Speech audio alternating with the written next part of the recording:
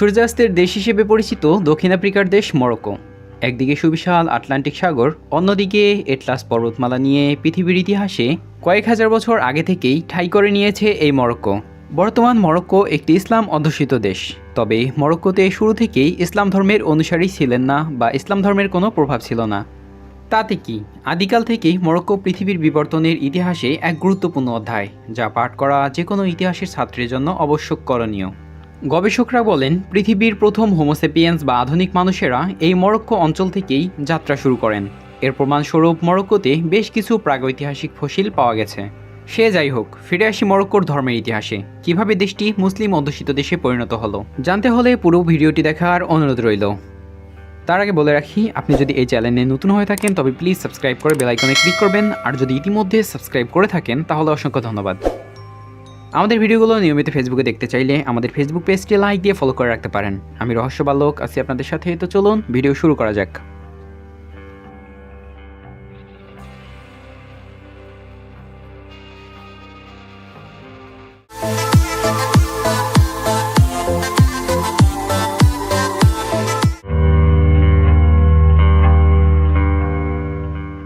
পৃথিবীর দ্বিতীয় বৃহৎ মিনারের মসজিদটি মরক্কোতে অবস্থান করলেও দেশটির ইতিহাসে দেখা যায় এখানে গ্রিক ধর্মের বেশ প্রভাব ছিল।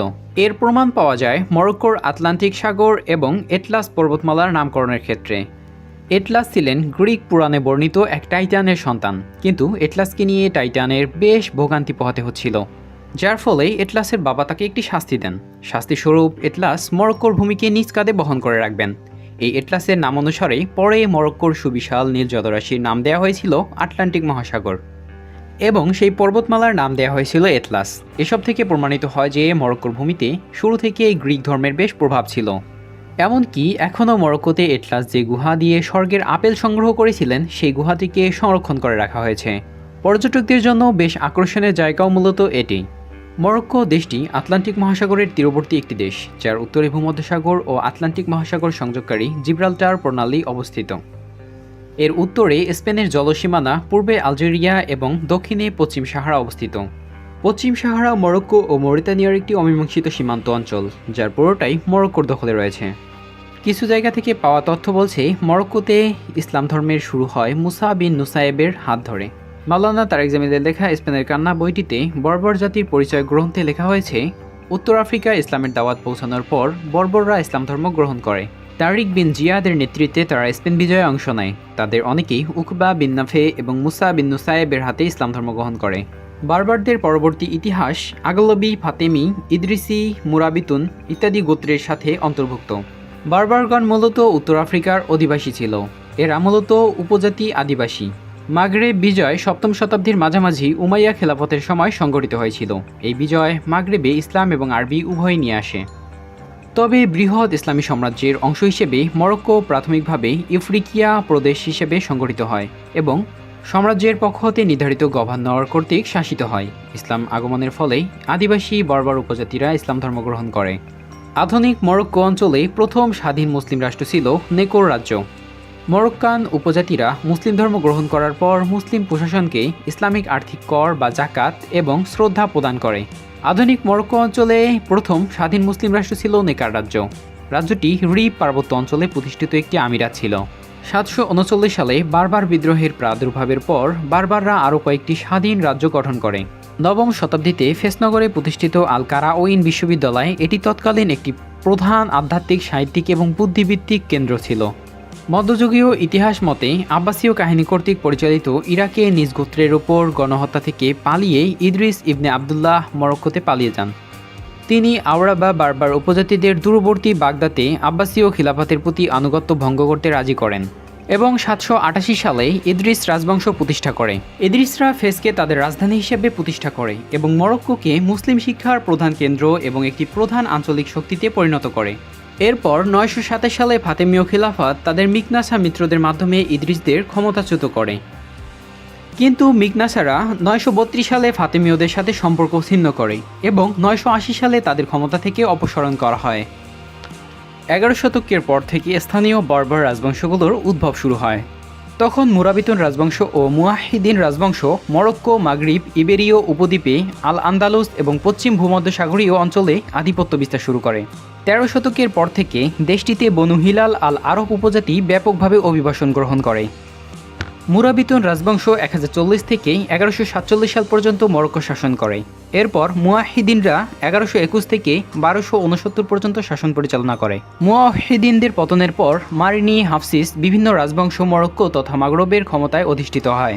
1549 সাল থেকে 1659 সাল পর্যন্ত সাদি রাজবংশ দেশটি শাসন করে। 1667 সাল থেকে সামনের বছরগুলোতে আলবীয়রা মরক্কোর শাসক রাজবংশের অধিপতি হিসেবে ছিল। 15 শতকে আটলান্টিক সমুদ্র বাণিজ্য নিয়ন্ত্রণ করার উদ্দেশ্যে পর্তুগিজরা মরক্কোর কিছু উপকূলীয় অঞ্চল দখল করে নিলেও তা দেশের অভ্যন্তরকে ব্যাপকভাবে প্রভাবিত করেনি। 1549 সালে এই অঞ্চলটি পুনরায় আরব রাজবংশের হাতে চলে যায়। তারা নিজেদের নবী মুহাম্মদ সাল্লাল্লাহু আলাইহি ওয়াসাল্লামের বংশধর বলে দাবি করে। প্রথম সাদি রাজবংশ 1549 থেকে 1669 সাল পর্যন্ত দেশটি শাসন করে এবং তাদের আলবীয় রাজবংশ 17 শতকে দেশটির ক্ষমতায় অধিষ্ঠিত হয়। তখন মরক্কো স্পেনীয় আগ্রাসনের মুখোমুখি হয় এবং উসমানীয় সাম্রাজ্যের মিত্ররা তাদের পশ্চিম দিকে ঠেলে নিয়ে যাওয়ার চেষ্টা করে। সাদি রাজবংশের অধীনে 1578 সালে দেশটি আলকাসার বা কুবিরের যুদ্ধে পর্তুগিজদের আভিজ রাজবংশের অবসান ঘটায়। বিখ্যাত সাদি সুলতান আহমাদ আল মনসুরের রাজত্বে সালতানাত প্রচুর নতুন অর্থ সম্পদ এবং প্রভাব প্রতিপত্তি অর্জন করে এবং 1591 সালে পশ্চিম আফ্রিকায় একটি বড় অভিযান চালিয়ে সঙ্ঘের রাজ্যে একটি বড় বিপর্যয় ঘটায়। আহমাদ আল মনসুরের ওফাতের পর দেশটি তার পুত্রদের মধ্যে ভাগ হয়ে যায়। সাদি রাজবংশের পতনের সময় বহু রাজনৈতিক বিভক্তি ছিল না। নানা রকম সংঘাতের পর শেষ পর্যন্ত 1660 সালে শেষের দিকে আলবীয় সুলতান আল রাশিদ গোটা মরক্কোকে পুনরায় একত্র করেন। তিনি 1666 সালে ফেস এবং 1668 সালে মারাকেশ অধিগ্রহণ করে। এরপর আলবীয়রা তাদের অবস্থান স্থিতিশীল করতে সফল হয়। রাজ্যটি এই অঞ্চলে পূর্ববর্তীদের তুলনায় ছোট হলেও তা বেশি ধনী ছিল। স্থানীয় উপজাতিদের বিরোধিতা দমন করতে আলবীয় শাসক ইসমাইল ইবনে শরীফ একটি ঐক্যবদ্ধ রাষ্ট্র তৈরি করতে শুরু করেন। তার রিফিয়ান আর্মি ইংরেজদের থেকে 1684 সালে টাঙ্গিয়া পুনরায় দখল করে নেয়। 1689 সালে ইংরেজরা স্প্যানিশদের তাড়িয়ে এটি দখল করেছিল। 1669 সালে পর্তুগিজরা মরক্কোতে তাদের শেষ অঞ্চলটি পরিত্যাগ করে চলে যায়। মরক্কো ছিল প্রথম দেশ যারা 1777 সালে স্বাধীন হওয়া নতুন মার্কিন যুক্তরাষ্ট্রকে একটি স্বাধীন জাতি হিসেবে স্বীকৃতি দেয়।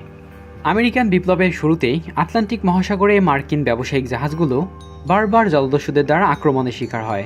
1777 সালে 20 ডিসেম্বর মরক্কোর সুলতান তৃতীয় মোহাম্মদ ঘোষণা করে যে মার্কিন বণিক জাহাজগুলি সালতানাতের সুরক্ষার অধীনে থাকবে এবং একইভাবে তারা নিরাপদ পথ উপভোগ করতে পারবে।